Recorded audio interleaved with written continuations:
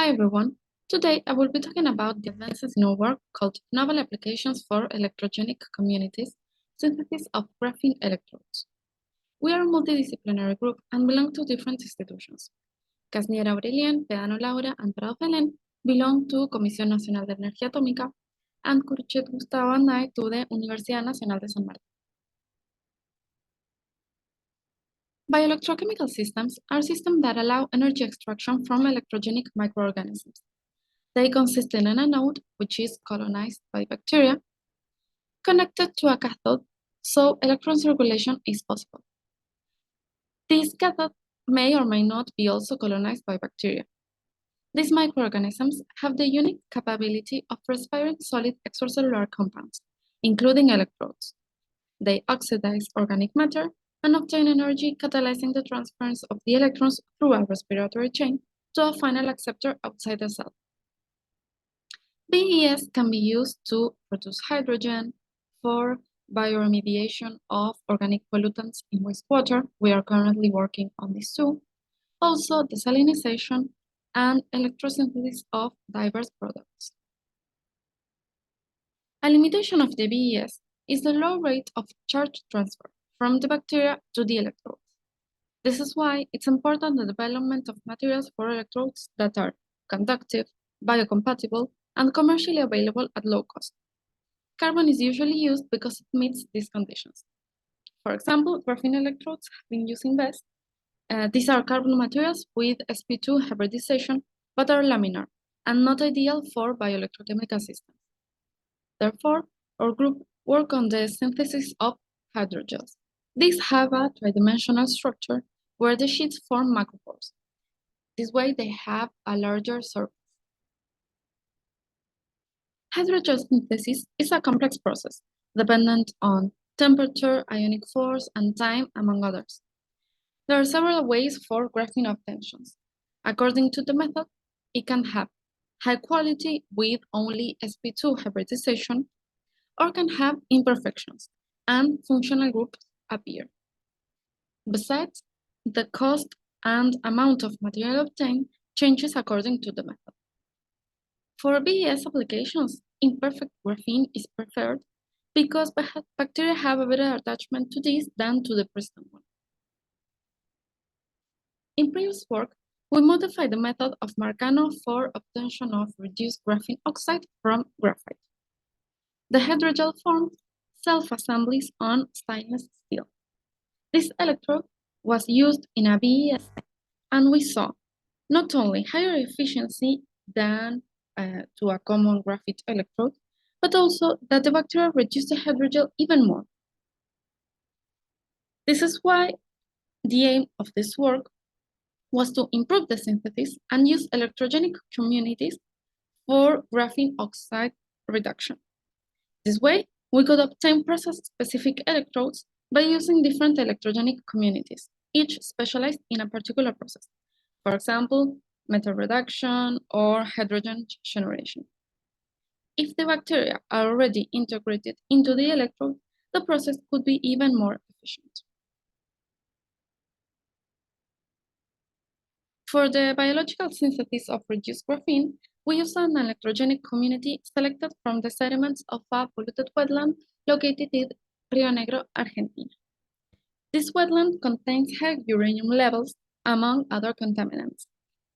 The enrichment of bacteria was made by putting sediments in an anaerobic geobacter medium, and then the enriched bacteria were grown in a bioelectrochemical system with the electrode polarized at 240 millivolts. The reduction of graphene oxide was made in anaerobic vials. We tested two culture media.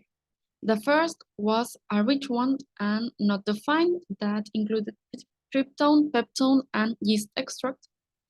And the other one was a minimal medium supplemented with acetate as electron donor and carbon source, and fumarate as electron acceptor.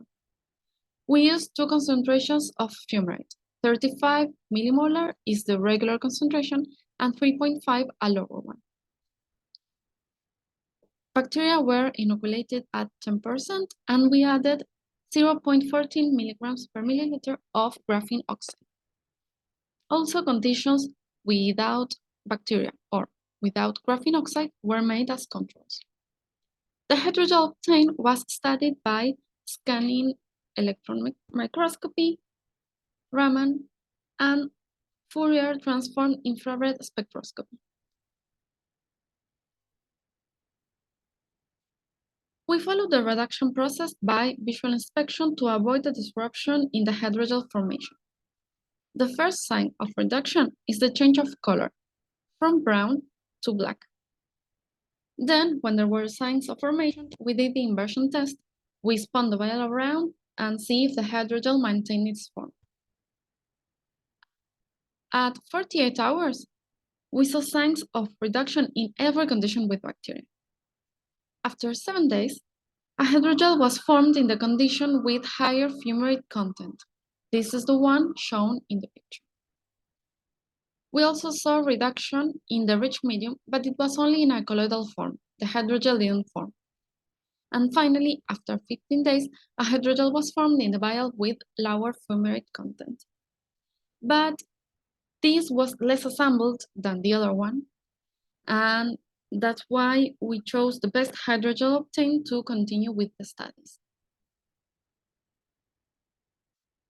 SEM images show that we have a porous material with bacteria attached to it.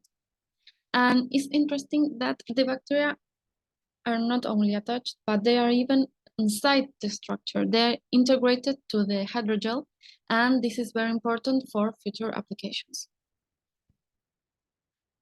Here we compare the Raman spectra for graphene hydrogel obtained with our bacteria in green versus a chemically synthesized in blue.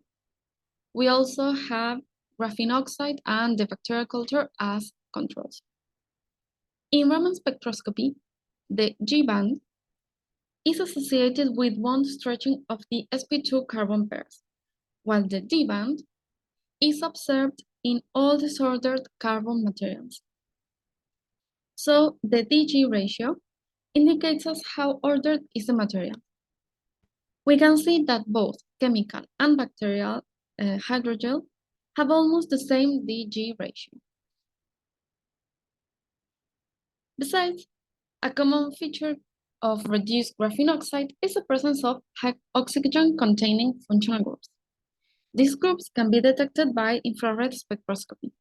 For example, the hydroxyl group appears around 3,500 or the carbonyl at 16,000. In conclusion, we had an electrogenic community selected from a polluted wetland that was able to reduce graphene oxide and also form a graphene hydrogel. This hydrogel has the same characteristics as one chemically synthesized. And now we are currently working on the self-assembly of this hydrogel on stainless steel to use it as an electrode in a bioelectrochemical system and see if it increases its efficiency. Thank you.